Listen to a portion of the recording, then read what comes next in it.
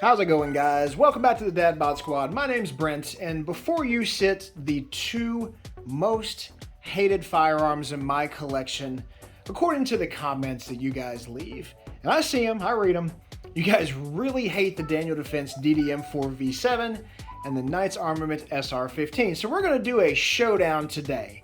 Which one is the most overrated? And I'm talking about from the company, from their politics, to the rifles, to the cost, you name it. Which one's the most overrated? I'm going to do a quick top to bottom breakdown of each of these two rifles, get into the politics on the ones I know for just a second, so maybe we'll have to cover areas for that one. And then, at the end in the comments below, put your choice for which one you think is the most overrated from a totality standpoint. Personally, I like them both because I'm a bit of a gun snob, so they check that box for I have a problem and I might need an intervention very soon. So, yeah, help. I'm just kidding, guys. I'm fine. Did I just show you I bought a scar? Up first, the Daniel Defense DDM4V7, chambered in 5.56. Nice baby poop color here. I mean mil spec plus. 16-inch chrome-lined, cold hammer forged barrel. Say what you like about Daniel Defense, but they make good barrels, guys. Their cold hammer forged barrels are some of the best on the market. And don't at me on that, because that's the truth. 15-inch M-lock MFR handguard with slots all the way around this. Nice foregrip that comes all the way out at the end when you get them for some reason. I mean, who has arms that long, right? The nice thing about these is they're nice and light. They're around 6 pounds out of the box, and one of the ways they do that is they only give you steel inserts for one of your QD spots. They give you all the spots, but all you have to do is move it around. And over the course of all there's 4 of them up front there.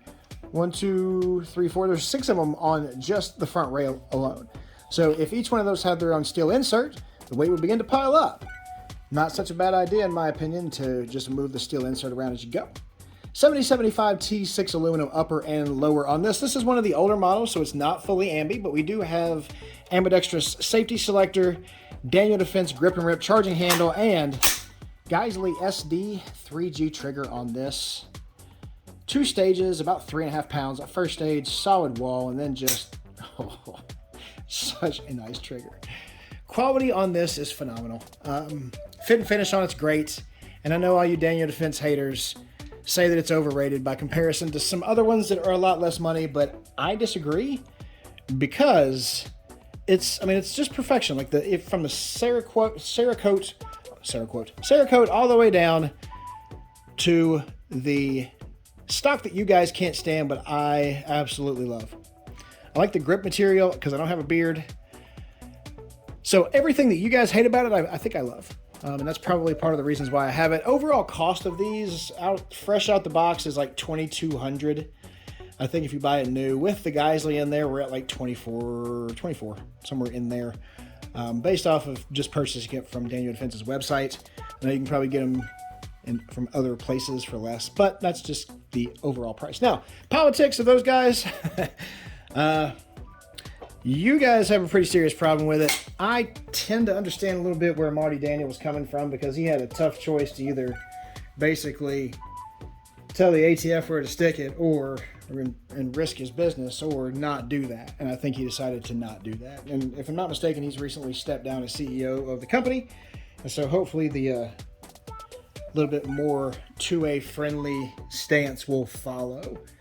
But I don't think he was in a very good predicament there. So the politics part aside, and I think that's the part that you guys don't like the most, which I get, I respect that, but I respectfully disagree. The overall quality of that rifle cannot be questioned in my mind. And for $2,200, is it an expensive rifle? Yeah, absolutely. But there are some things that are just worth it, and I feel like that is. But let me know your thoughts in the comments below. I'm curious to hear you guys just shred my opinion to pieces on that, and I know some of you will. Let's check out the Knights Armament, and I'll tell you my thoughts on it too. This is the Knights Armament SR15, chambered in 5.56. Another very high-end rifle here, and one of the most expensive rifles on the market. And as I get into it, you'll start to see why, but then as we get further into it, you'll wonder why the hell anybody would pay as much for these things as they do. 16-inch barrel on this is of the highest quality. Cold hammer forged, chrome lined as well. Nice 3-prong flash hider up here at the top with the Knights Armament suppressor mount already pre-installed there. So if you don't go Knights, you're popping that bad boy off if you want to run it suppressed. They do have their proprietary own DI operating system to make sure that it stays on there well and never really separates. So from a reliability standpoint, it's hard to talk bad about the Knights Armament. 15-inch M-lock handguard on this with slots all the way around it as well. Got some included Magpul rail scales there too. The best part, in my opinion, is if you'll notice, I left the optics off of this to not bias this in any way. But the Daniel Defense does not come with any sights. And I threw some Defiance backup iron sights on there that cost about 25 bucks.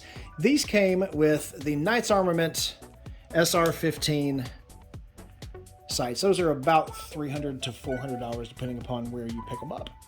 And having shot these iron sights on here, they are exactly what you would want if you were shooting iron sights. So really happy to have those as a part of it, but they come at a premium. 7075 T6 aluminum on this, fully ambidextrous, and that's where another part of that cost comes in. Got bolt catch and release on this side, safety selector on that side as well, and with a little scallop out of it, so it helps to make it a little easier to fire with an ambi safety selector there. Got bolt catch and release on this, mag release on this side as well, and the other half of that. Now to the downsides. This came with one of the crappiest of crappy Magpul grips on it. Had to be upgraded to a Magpul K2 Plus there. And an LMT SOP mod stock now sits where the crappiest of the crappy Magpul stocks comes. And for what these guys run, they're 3,200 bucks out of the box. If you order them from Knights, it's a little disappointing, but at least it comes with a crappy charging handle that had to be replaced with a Radian Raptor. So we're 0 for 3 on decent furniture that comes with it. Now the one that comes with it is Cerakoted. It's a single latch though, and it has an extended latch on it. So, I mean, not bad, but a Radian would have been better, for the price that you pay. Radian Raptor charging handle on this guy. Now, where they did it right was the trigger. Trigger on this, Knights Armament 2-stage trigger. It's one of their match mil-spec triggers. Solid wall, about 4.5 to 5 pounds. Really nice trigger that's included on that. And if you buy those separately, they're usually between $250 and $300 as well. So you do get some value there. Quality control, and this is where I have a problem. You can see this is a fairly new rifle. I mean, I've had it for 6 months. I've shot it like 3 times. And you can see the Cerakote's wearing off there just from literally being touched and held there. If you can see right here on the safety selector, it's flaking off there as well. Up here at the top where you put an optic, and I get it. Optics are tough on Picatinny rails, but I take optics up and off and on from that Daniel Defense all the time. Don't have any issues with it. Same with the LWRC. The Cerakote on this is hot garbage. The price with everything that as it was before was $3,200. With this as it sits, it's about $35. And that leads me to the shooting experience. The shooting experience on this is like no other. The recoil impulse completely negates all the crappy Cerakote and everything else that comes with it. It's like literally getting in a Ferrari that has a crappy paint job and going, oh shit, I forgot. It's still a Ferrari. And the shooting experience with it is just second to none. Some of the upgrades, if you can afford the $3,500 to $3,200 for the rifle, you can probably afford with the LMT SOP mod stock, the grip, Radian Raptor charging handle, but it would be nice to have it. As far as their politics, I don't know. I know that Knights is a big-time government contractor, so they're probably not going to do a whole lot to piss them off. So I dare say they're just going to keep their mouths shut with regards to that. Customer service and things like that, Daniel Defense is second to none as far as customer service goes. I have not yet had to engage Knights, but I've heard horror stories about them. because, as I said before, they care about those government contracts and not necessarily so much the commercial side. Again, that is hearsay. That is not my opinion. It's what I've been told. If I do ever have to get involved with the Knights Armament customer service, I hope that it is better than what I've heard it to be. That being said, the more overrated of the two for the money, and I hate to say it because I freaking love this rifle, it is the Knights. And mainly because you do have to upgrade the stock. You do have to upgrade the grip. You got to upgrade the charging handle. And for that kind of money, I mean, it should come with that stuff already highly upgraded. I would think Knights would have their own grips or their own stocks that they would throw on there. If nothing else, throw a BCM on it. I mean, something nicer than the basest of the based. The Cerakote doesn't help it, and the shooting experience does not justify, in my mind, the extra $1,300 you're going to spend on that. Call it $11 to $13 on the Knights versus the Daniel Defense.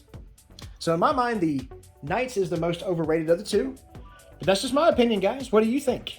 Put your choice for which is the most overrated of these two rifles, the Daniel Defense DDM4V7 and the Knights Armament SR15 in the comments below. Let's get a conversation going. To all my long-term viewers, thank you guys so much for liking, sharing, subscribing. I know it's a pain in the butt, but it really does help us out, and we really do appreciate it. Getting close to monetization every day, so we're really grateful for everything you do for us on that, for watching to the end, all that kind of stuff.